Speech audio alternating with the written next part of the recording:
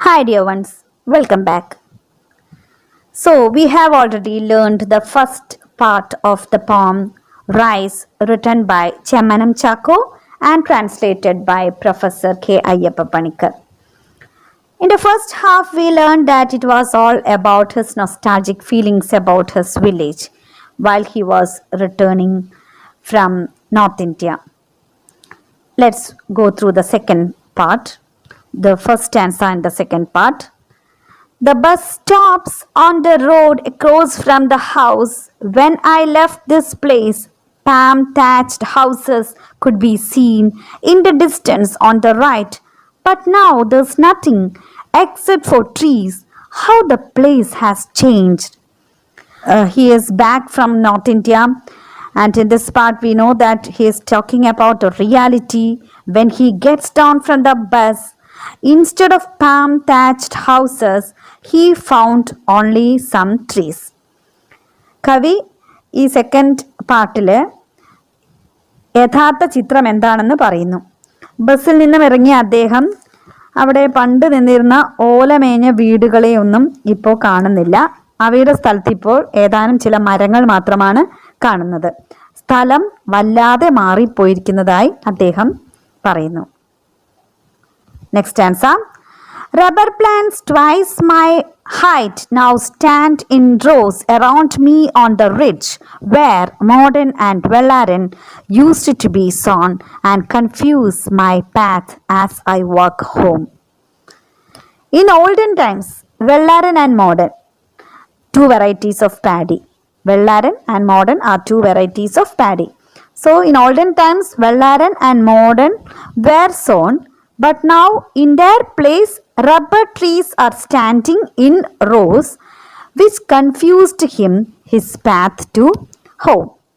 പണ്ട് വെള്ളാരൻ മോഡൻ എന്ന് പറയുന്ന നെല്ലുകൾ വിളഞ്ഞു നിന്നിരുന്ന പാടത്ത് ഇപ്പോൾ രണ്ട് ആൾ പൊക്കത്തിൽ നിരനിരയായി നിൽക്കുന്ന റബ്ബർ മരങ്ങളെയാണ് കവി കണ്ടത്. വീട്ടിലേക്ക് പോകുന്ന വഴി ഏതാണെന്ന് പോലും തിരിച്ചറിയാനാവാതെ അദ്ദേഹം കുറച്ചു സമയം അവിടെ നിന്നുപോയി. Next stanza.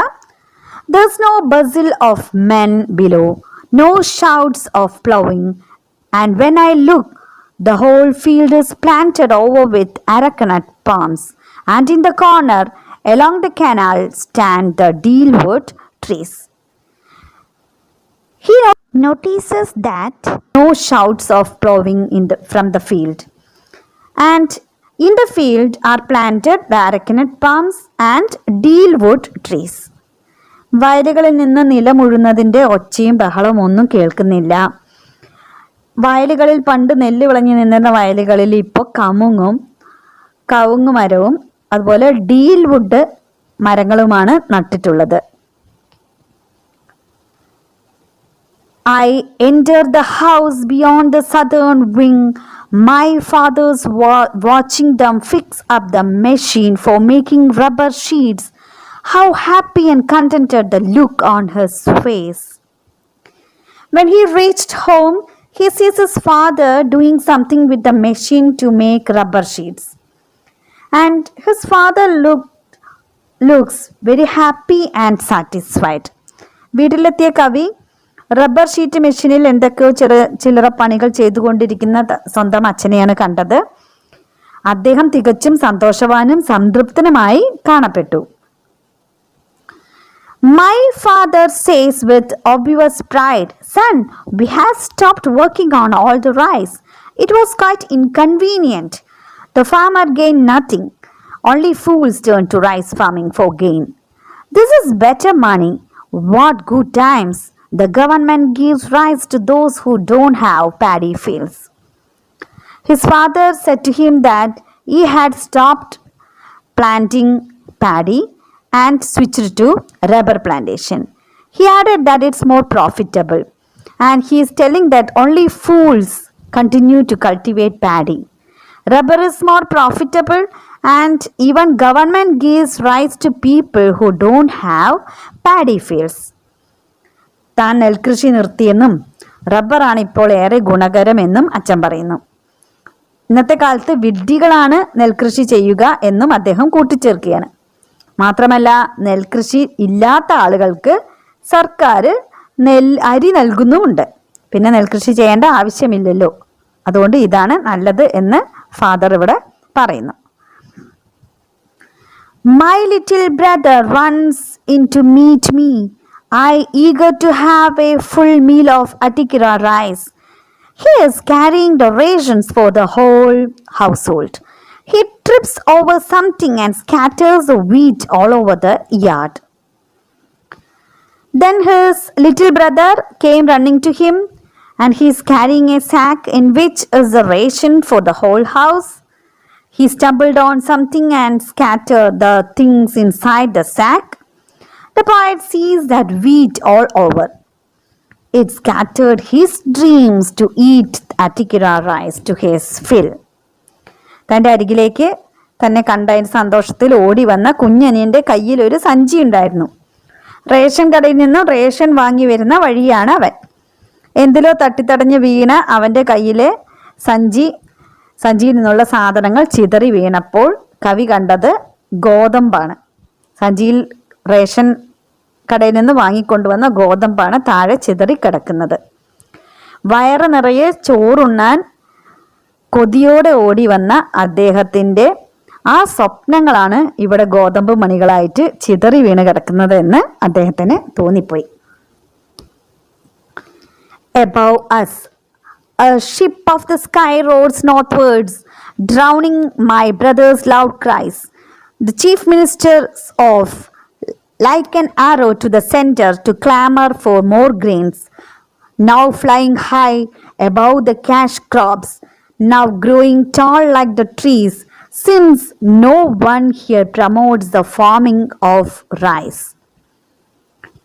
The cry of his brother is drowned by the loud roar of the aeroplane. Here aeroplane is told in another way, ship of the sky, which is moving towards north.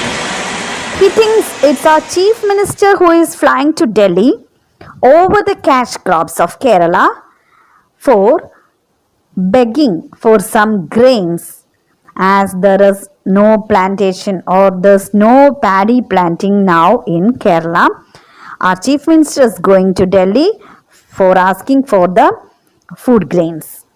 കുഞ്ഞനിയൻ്റെ കരച്ചിലെ മുക്കിക്കൊണ്ട് വടക്ക് ഭാഗത്തേക്ക് പോകുന്ന വിമാനം, അതിൽ മുഖ്യമന്ത്രി ആയിരിക്കുമെന്നും കേന്ദ്രത്തിൽ ചെന്ന് അരി ലഭ്യമാക്കാനുള്ള അപേക്ഷയുമായി പോകുകയായിരിക്കുമെന്നും കവി സങ്കല്പിക്കുന്നു. നാണ്യവിളകളുടെ മുകളിലൂടെ പറക്കുന്ന ആ വിമാനം അദ്ദേഹം അതൊരു കളിയാക്കലിലൂടെ നമ്മളുടെ മുന്നിലേക്ക് അവതരിപ്പിക്കുകയാണ്. അരി തേടിയുള്ള പറക്കൽ, നാണ്യവിളകളുടെ മുകളിലൂടെ അരി തേടിയുള്ള മുഖ്യമന്ത്രിയുടെ പറക്കൽ. Now last two lines, very important lines. Can we get some husk from the center too to make toys with it? I don't know. He concludes his poem sarcastically, asking pathetically, could we get some husk from the center too to make toys with it? കളിപ്പാട്ടങ്ങൾ ഉണ്ടാക്കാനുള്ള husk അതും അനുവദിക്കുമോ എന്ന ചോദ്യം ചോദിച്ചുകൊണ്ടാണ് അദ്ദേഹം ഈ കവിത അവസാനിപ്പിക്കുന്നത്. So he is asking us the question, if the central government will provide us the husk too for making the toys. So the pathetic situation of present Kerala is given here by Professor Chemmanam Chakku. I hope you understood the poem. Now you read the whole poem once again, the first part and the second part. Okay, thank you very much. Poem at a glance. Read these points, write down to your notebooks and learn it.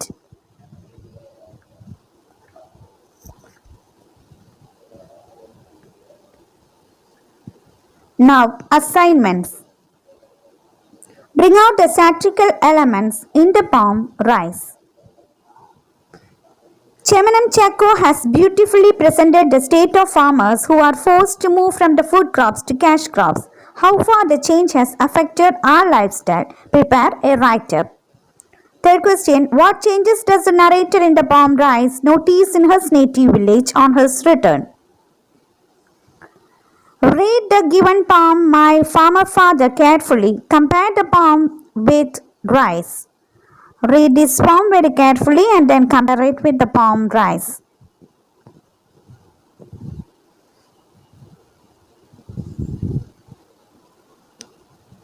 The next question, write a critical appreciation of the poem Rise.